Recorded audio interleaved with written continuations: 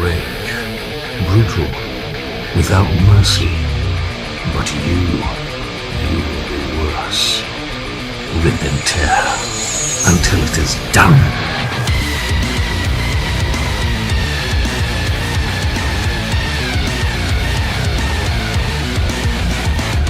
Hi.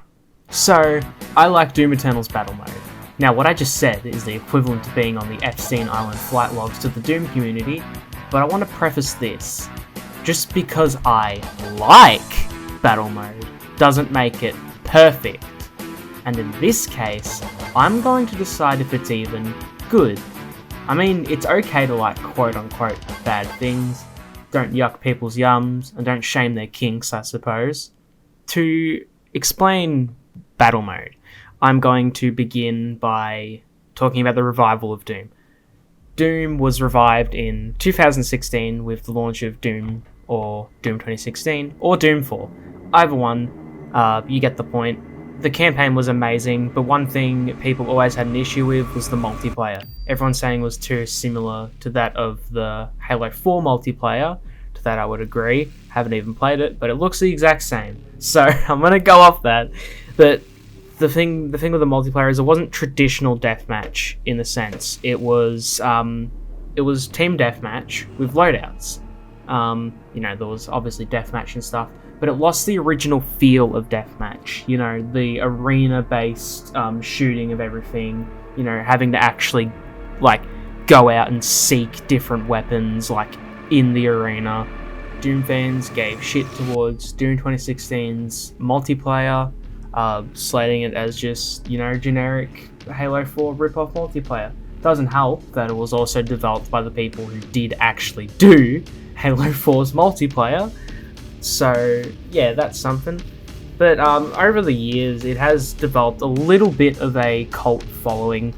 The remaining player base of Doom 2016, some of them, you are still actually able to find multiplayer matches, very rarely. The Doom 2016's peak players has been 900 in the last few weeks. So yeah, good luck trying to find it, honestly. For what it is pretty fun. A lot of people say that they prefer it to battle mode. Can't really disagree with that. I would have honestly preferred a more traditional multiplayer experience, but that doesn't mean I don't like battle mode any less, because it isn't traditional multiplayer experience. And now I'm going to get into why I like battle mode. Now to start off, battle mode, I'm going to run through it real quick. It is the only flagship multiplayer mode of Doom Eternal, minus the really cool community-made mods for Doom Eternal.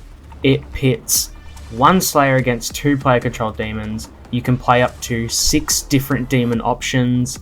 The US politician, the US citizen, the skill issue's worst nightmare, the great mighty poo, white person, and I don't know. Insert an overpowered bullshit character analogy here. The Slayer gets access to most of his arsenal, barring a few weapon mods, the BFG, the Unmaker, the Crucible, and the Hammer.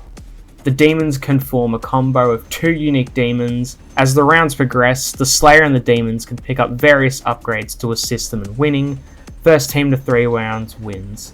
At one point when Doom Eternal was actually updated and worked on, Battle Mode received a massive complete rework in the form of Battle Mode 2.0, which added hot streak winning cards for winning 4 rounds in a row, different series, sort of like a battle pass, but you don't actually have to pay for it, you just get it by playing battle mode, which is neat. I would hope that more paid for games actually did that, Dead by Daylight. And a leaderboard system that goes off the hot streaks. I'm willing to bet almost all of the players on the leaderboards are hackers. That a very contentious issue I see amongst the detractors of battle mode is the balancing of everything. Which side is quote-unquote better than the other side? I've found that in my countless matches of playing, as of recording, I've got 16 hot streaks. I think that is well over 50 matches won. as Slayer. It really depends. I find that if you are mechanically good at the game, then... Fuck off, me. I find that if you are mechanically good at the game, then it is incredibly hard to find demons that are on the same wavelength as you in terms of skill. On the other hand, with demons, it's a bit of a different story. If you want to win, you have to pray to God for two things.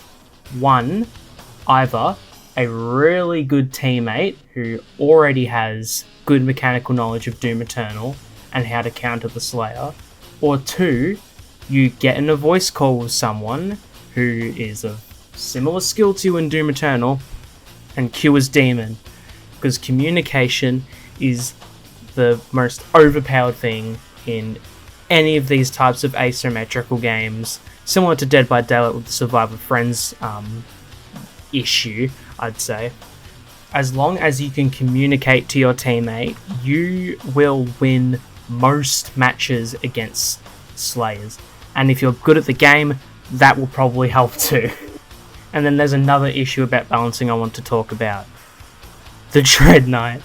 Good lord, does the community hate the Dread Knight. The Dread Knight I sometimes see as a bit of a noob trap.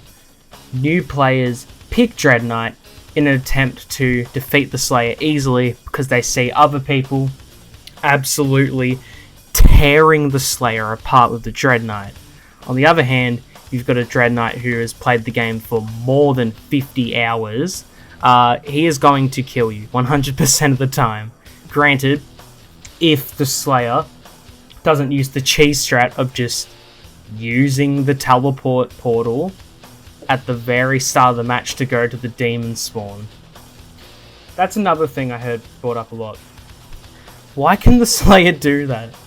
Like, I cannot fathom why the Slayer is able to just go camp the demons at spawn at the start of the match.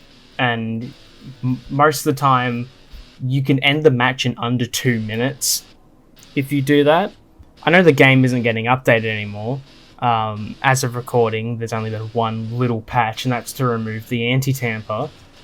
But still, a bit of a massive oversight that they still haven't corrected after Doom Eternal almost being out for like 4 years.